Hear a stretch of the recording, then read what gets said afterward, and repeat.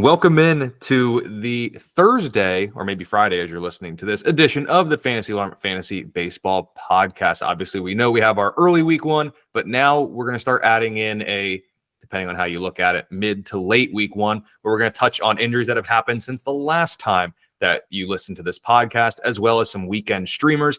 And of course, there's free agents to be picked up. So we are going to talk some fab priority as well. And of course, with this, I believe this is our first Thursday edition or Friday edition, maybe one other one before that, but it's a full house here. So let me start with my normal co-pilot, Matt Selz, at the Selzman on Twitter. So Matt, how is everything going for you? We've just recently talked, so hopefully not too much has happened. Yeah, I'm doing pretty well. Can't complain. Weather's getting nicer out here, except for the 28-degree day it was 2 days ago. And now it's 88 today. So who the hell knows what's going to happen tomorrow? But I'm good other than that.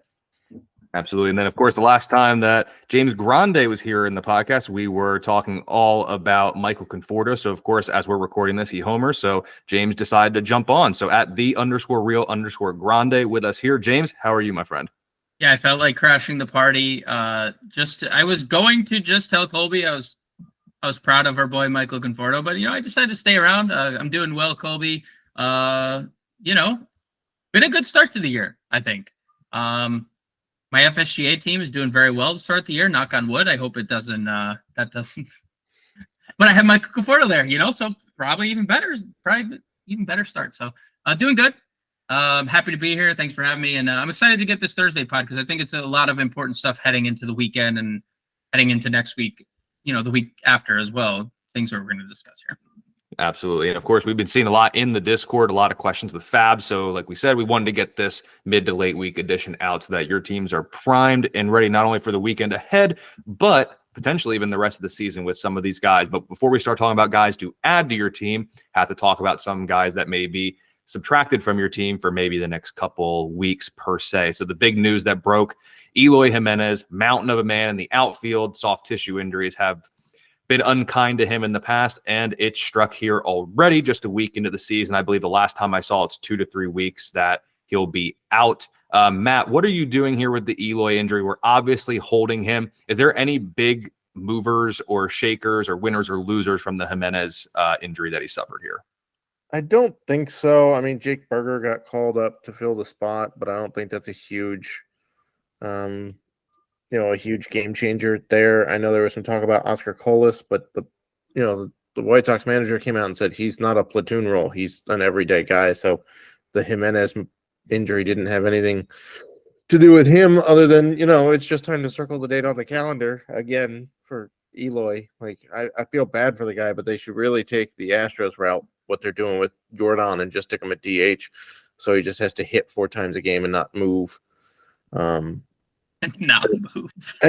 Just run the bases. Like, don't try to cover left field. You've got capable outfielders, so maybe they'll do that when he comes back, but I don't really think it changes. It changes the depth of the White Sox lineup for sure, but in terms of a fantasy ad, I don't see anybody that really moves the needle on that one. Yeah, and James, one of the questions that came in Discord was, does the injury here to Eloy make Colas a must add? And Matt obviously touched on Oscar Colas there a little bit, but to me, nothing's really going to change with Colas because it's not like, well, Eloy's out, let's stick him in there against lefties now. It seems like they're going to protect him a good bit. So really, and if you really want to look into it, Colas isn't playing as the first game that Eloy's missing. Berger's DHing, but really, I don't think Colas's fantasy value changes. He's still the same guy that he was. He's not going to face lefties. Yeah, he's not going to face lefties, and like you just said, said, hold on, they did admit that he's going to be in the lineup against Rich Hill. Well, that's not a lefty. That's a corpse. Yeah, that's just okay. He technically throws with his left arm. Watch it, Pittsburgh. Great. Let's be careful with the slander. Sorry, my apologies. All those that have. The 7 of us are coming strong. All 7 of you guys that celebrate the Pirates. Look, Jake Berger is hitting 4th today, and what is the correlation? Their lineup is horrible. Like, after Andrew Vaughn hitting 3rd, they have the great Hanser Alberto hitting 5th. So like you can see that like they are not the deepest team. Doesn't do anything to Colas. Maybe in extremely deep formats, like if anyone knows how deep Matt Selz league is, like if you have a type of there's 20 different teams that have 50 different roster spots, then maybe Jake Berger can find his way onto a by team. the way, have Jake Berger in that league, to be Well, perfectly honest. there's example number He's still one. on my bench though, so but the point remains, he is on your team because your league is insane. So if you have a league such as Matt's league where there's a lot of rosters, there's a lot of roster spots, then maybe if Jake Berger is going to hit in the middle of the lineup, but that's the only thing that really comes from this. Yep, absolutely. Another one I'm interested for both of your thoughts on this. Obviously, Jazz Chisholm was injured, sliding into second base. I believe it was a stolen base attempt. Apparently, it's going around Twitter that there was a hot mic that picked up that he's going to be out for the year. To me, when I heard that, my thought of it was, when you watch an NFL game, right? Someone goes down and holds their knee. What's the first thing you think? First thing that comes to your mind is ACL. They're out for the year. Yep. It's not always the case. So I'm not, until the team says it, I'm not really buying the hot mic comment. Right. Jazz is going to go on the IL. It seems all but certain. He's got to be a guy that you hold on to. At what point, if your league doesn't have IL spots, what would the timetable be where you would drop Jazz? Because for me, it's got to be like an absurd amount of time. Whoever wants to go first. Months? If they came out and said months, plural, then probably. But if it's anywhere from like a month and a half, I'm okay. I'm okay keeping him. I mean, he played a half a season last year and still put up fantasy relevant numbers. Right? Yeah. So, but I will clarify that I did see tweets from Marlin beat writers and whatnot who said the manager got a text from Jazz Chisholm and said it was just a stinger and he'd be day to day. So good. There is encouragement there. I did see it reported by their TV network too, Bally Sports, which is apparently still in business. Apparently.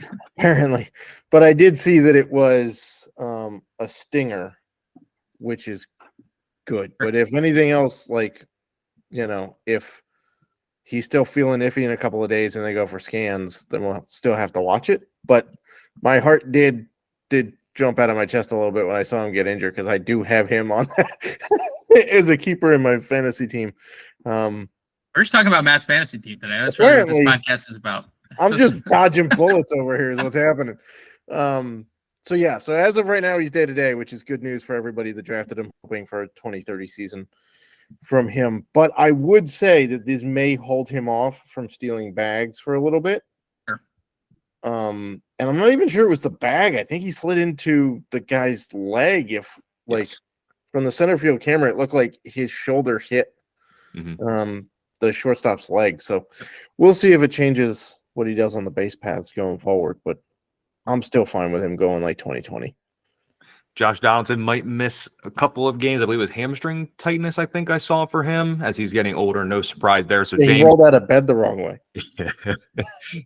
This is a pro Yankee podcast for those who have been listening to it. It's always full of positive comments on this team, one way or another. But James, what do you think happens with the lineup? This year, the only other guy who's logged a start at third base has been DJ LeMahieu. So is that going to be the plan while Donaldson's out? Yeah, that's the clear cut decision. I mean, they've pretty much moved IKF to the outfield. I think what could potentially happen, like on days that they want to give Rizzo off because they have shown that need and desire to get him days off, they could just play Franchy Cordero, who was playing first base in spring training for Baltimore. So he'll probably just play first. And LeMahieu was the de facto backup first baseman. Now he'll just play third full time. Yeah, you could also put Peraza at third base if you wanted to. Yes. And put Cordero in the outfield or, anything to keep Aaron Hicks out of the outfield would be lovely. Yeah, anything to keep Aaron Hicks as far away from the field of play is definitely the correct decision. Just changes security code to get into the stadium, to be perfectly honest. Yeah, we need the who was it? What's his name from the now Seahawks? Earl Thomas? No, Jamal Adams. Jamal Adams, where he couldn't get into the building. Right, the Jets facility. Yeah, play that meme right now we'll insert that into this pod, and that's what we need for Aaron Hicks. Yeah, with an overlay of Hicks right there trying to get in the building, and he can't. Matt, Omar Narvaez is going to be out. It started as a calf issue, then it becomes a mid to high grade calf strain, which has now become to 8 to 9 weeks, it seems. So we're talking 2 months. The team is going to bring up Francisco Alvarez. Apparently, he's going to get steady playing time because why the hell wouldn't he? If he is going to come up, he's obviously going to be a very flashy name for those looking to add some pop to their radar, especially at a position of need. However, fantasy managers will need to check their league settings. So, Matt, what are you going to do here with Francisco Alvarez and this kind of weird fantasy conundrum that we're in with picking him up? Yeah, so there's a couple things going on here. One, the Mets have said that if they call him up, that their plan is to play him as much as possible, but they do still have Thomas Nido, who is a veteran. I mean, the bat's not great, but they were never counting on a bat from Omar Narvaez anyway. So if Alvarez struggles a bit, which he did a little bit in a cup of coffee last year, like we can't really count last year, but he did struggle a little bit when he came up. So there's that. The playing time isn't guaranteed, but also the key part is that for a lot of sites, for some reason, Alvarez is listed as a DH and does not have catcher eligibility, which really limits where you're going to be able to put him, right? Because obviously DH is usually taken up by some big bopper or whatnot that you would then have to take out of the lineup to get Alvarez in. So pay attention to that because it may not be till the end of April that he actually gets catcher eligibility based on your league's settings. If it's 5 games, it may just be a week. If it's 10 or 15 or 20 games, you may not be looking at eligibility until like May. So we'll see, because who knows? Maybe the Mets borrow a playbook from the Braves and not play their top catching guy more than their backup. Oh, I think they're definitely playing their top catching guy. I think that's seemingly been the plan all along, is it not? I mean, why trade for Sean Murphy if you're going to play Darno twice as much? I mean, maybe that was the plan all along. Or you could be like the Rangers and bat both catchers back to back in a lineup. True, because they had Garver and Heim back to back in the lineup against Rodriguez yesterday, and one playing DH and one catching. Until Alvarez gets catching eligibility, is the juice worth the squeeze, James? No. Straight up, no. Nope. Okay, then I need to go adjust some bids that I have. That'll go. We need him to prove that the bat is capable of sticking with major league pitching to make him worth only a DH spot. Because there's plenty of dudes that'll just sit there and jack homers. Yeah. Like I'd rather play Jake Berger in a DH spot than Francisco Alvarez right now. Whoa. Agreed. I agree. But I agree. It's you think about it, but it's true. I mean, you could go ahead. You could just go find someone on the waiver wire right now who will hit. Like, I'm just going to throw a couple of them too. I'll just throw a random name out there.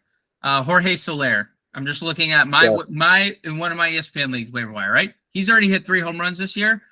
If he is any semblance of what he was when he hit 49 home runs a couple years ago, why not just play him in your DH spot instead of Alvarez? Like, the value of Alvarez is the catcher position.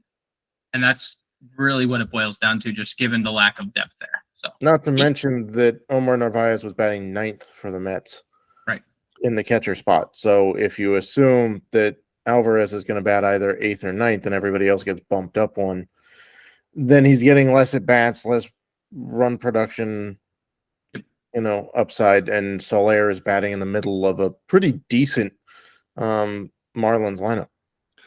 Now, the only thing with Alvarez, though, that I'm going to say, because what y'all said is true, and what I'm about to say can be true as well. So it's not like a and/or statement. Okay. For those fantasy managers out there who don't pick up Alvarez probably today or tomorrow, they won't get him. If you wait till he gets catcher eligibility, you're not going to get him. It's one of those things of, a top prospect's called up, got to get him right now, and don't really think about it. So I think you're right. It's going to take him time to get catcher eligibility. The bat's got to come along, but at the same point, if we don't pick him up today or tomorrow, we're not getting him. Correct. So then that has to be a decision like in 2 catcher formats, right? Like if you have the available, that's where I would most likely be placing my bids on Alvarez because, that's the most Yeah, that's the most valuable spot. In one catcher leagues with shallow benches, I'm okay missing out on him if what he's likely going to cost you on waivers. Correct. Agreed. I think that's a good way to target it. And also, too, even if it is like a one catcher league per se, but you just believe in the offensive profile it is, if you don't have but more than maybe 4 bench spots, like he can't clog up. Like there's only a couple util guys that are worth a roster spot clogging it up on the bench, and Alvarez at this point is not one of them. What if you're in an NL only?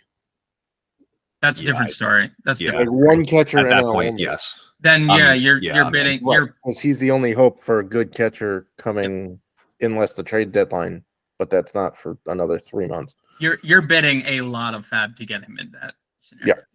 Absolutely. Just wanted to cover all bases because there are people playing only leagues, and and who knows, maybe if your league didn't count his time in the majors last year and you still count him as a catcher, then he's totally worth a fab. If he counts as a catcher right now, he's definitely worth a fab bid. If he's util, you're going to have to find a way to park him if you want him.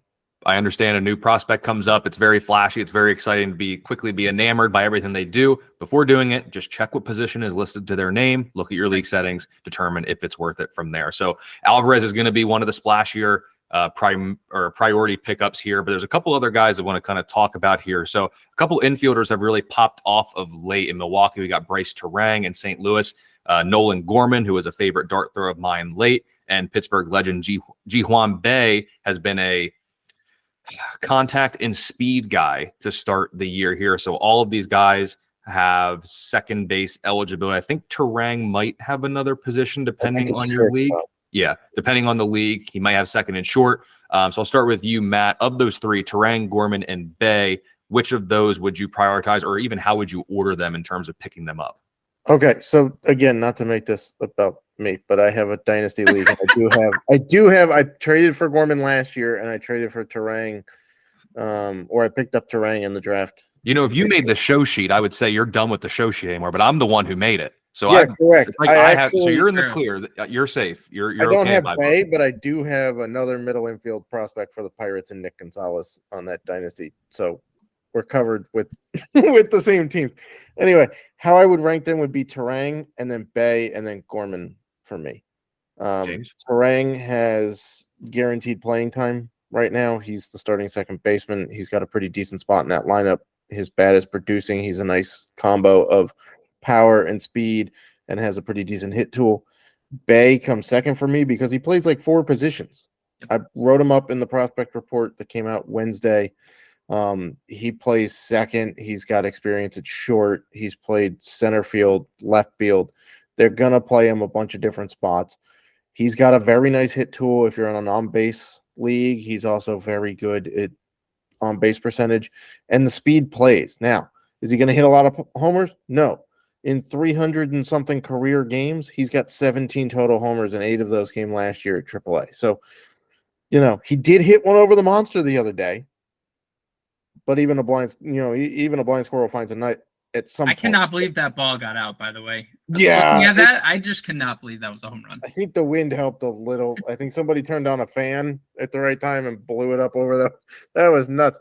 But his defense plays, so he's going to keep getting playing time. And Gorman, for me, the only problem is that there's a lot of moving pieces in that Cardinals lineup. So you can't be guaranteed playing time. Sure, when he's out there, he's got a boomstick and he can hit the ball a long way. But I don't know where the at-bats are coming from on a regular basis between Edman at short, Brendan Donovan plays like everywhere. Jordan Walker's getting playing time. When he doesn't, there's like 4 other outfielders that they could play. Right.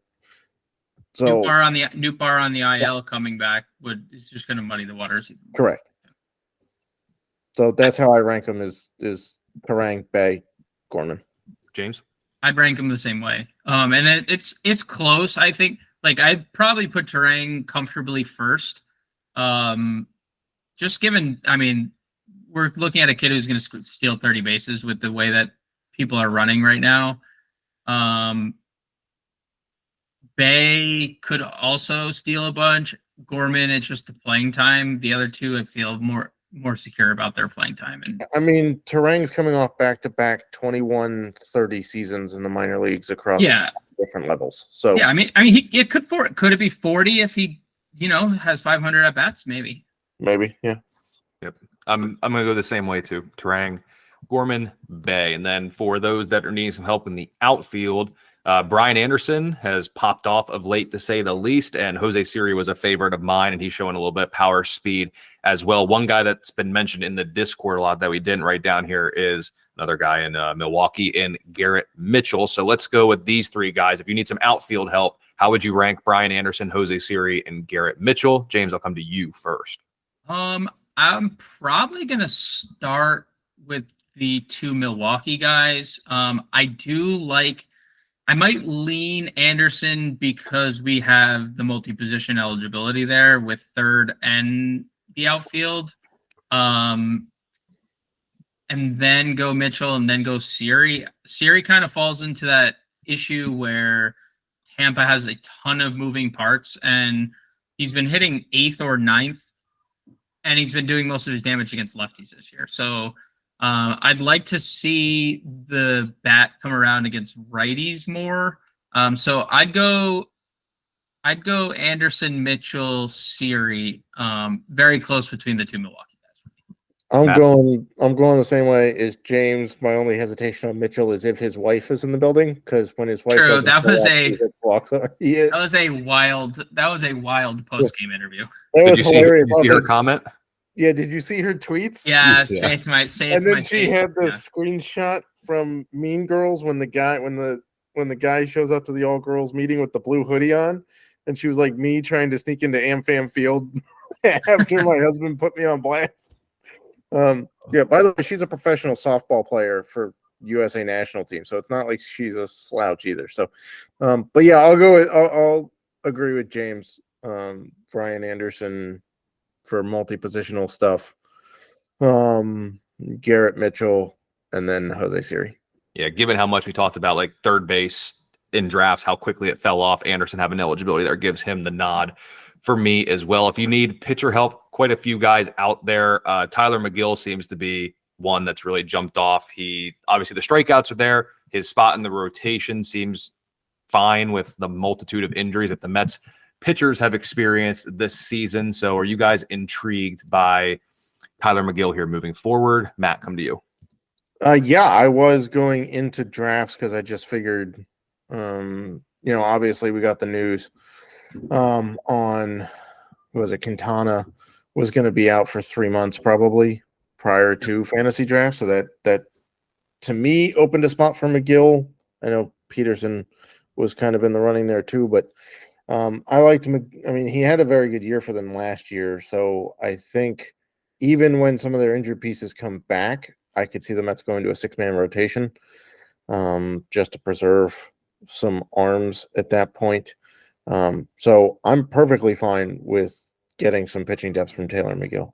And I mean, when I'm looking at it here on ESPN, he is owned in under 7% of ESPN fantasy leagues. That seems low. Seems very low.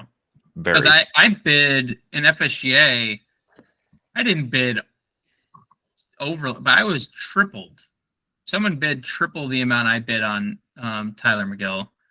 And I was like, all right, well, you can have him at that price, but like 7% just seems silly. And if you're in Fab, like I would 100% take a shot on him. And I mean, his first start of the year was against Miami. It looks like his second one is going to be as well. And despite adding all the contact guys, Miami still strikes out a ton. So yep, more than anyone else so far this year in baseball. Yep. So those are some of the Fab priority pickups. You're looking to add some talent to your team to help you out here. Those are some guys to look at there. And to wrap up this episode, let's look ahead to the weekend. Let's talk about some of our favorite streamers for the weekend. Let's get the boldest one right out of the way, because James's pick was one that I was strongly considering, and Matt went nuts. So let's go ahead. Let's start with Matt. Matt, let's hear this bold weekend streamer, because I love it. So I'm not even going to say a little bit homer with the pick. I just really like the matchup. I'm going Mackenzie Gore pitching Friday in Coors against the Rockies. Gore looked really good in his first start. He looked really good in spring, whatever he was working on, coming back from injury, getting the new pitch mix. It's working so far. And Yes, I know that in his time with San Diego, the 2 starts that he did the worst in were against the Rockies. Okay, new lineup for the Rockies. They still suck against lefties. So far this year, they're striking out 30% of the time against lefties right now. They're bottom 4 in WRC plus against them as well, or just in general, to be honest. So I'm rolling with Mackenzie Gore. I think it's a pretty good strikeout situation. I think the offense for the Nats is starting to come around, and they can certainly hit Rockies pitching. So I think we're in pretty good shape to get a win and a decent amount of strikeouts out of Mackenzie Gore on Friday in Coors. So Mackenzie Gore in Coors is our first weekend streamer. James, who is going to be the second? I'll just say only thing I'm worried about is the right-handedness, the right-handed heavy lineup that Colorado throws out there. That'll be the only concern, I think, on the Gore front. But I do like the boldness, Matt. I respect it. That's, if I turn my camera off because my son woke up, tip of the old cap. I was a little worried he was going to show up. I mean, I will say that right now, through the start of this year, the Rockies are 12th most in terms of plate appearances against left-handed pitchers. Okay. And they're striking out the 4th highest percent of the time overall. Maybe not so bold after all, huh? Maybe. And like Detroit is the only team with a higher strikeout rate that's also faced lefties more times than the Rockies. So, and their WRC plus, by the way, the Rockies against lefties is 44. That's good. Good which number. Is 3rd worst in baseball. Only teams worse are Detroit and San Francisco.